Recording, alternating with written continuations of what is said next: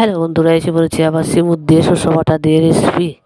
বাস এখন কড়াই বসিয়ে দিলাম, কড়াইতে শুকনো লঙ্কা দিয়ে দিলাম, এখন রসুন ছেঁচে কড়াইয়ের মধ্যে দিয়ে দিলাম, সেটা ভাজা কাটি দিয়ে নেড়ে নেড়ে লাল হবে। লাল হয়ে গেলে বন্ধুরা তখন আমি ছিমুর ধুয়ে কেটে রেখেছি, ওই ছিমুরগুলো এখন টেমুটো কেটে রেখেছিলাম, টেমুটোগুলো দিয়ে দিলাম আগে। টেমুটো দেওয়ার পরে কিছুক্ষণ নেড়েচেড়ে আমি ছিমুর ধুয়ে কেটে রেখেছিলাম সেগুলো দিয়ে দিলাম, দিয়ে ভাজা কাঠি দিয়ে উলট পুলট করে নেড়ে আবার বন্ধুরা লবণ দিয়ে দিব, লবণ দিয়ে নাড়াচাড়া করে তারপরে কিছুক্ষণ নাড়াচাড়া করে এখন ঢাকা দিয়ে দিব বন্ধুরা।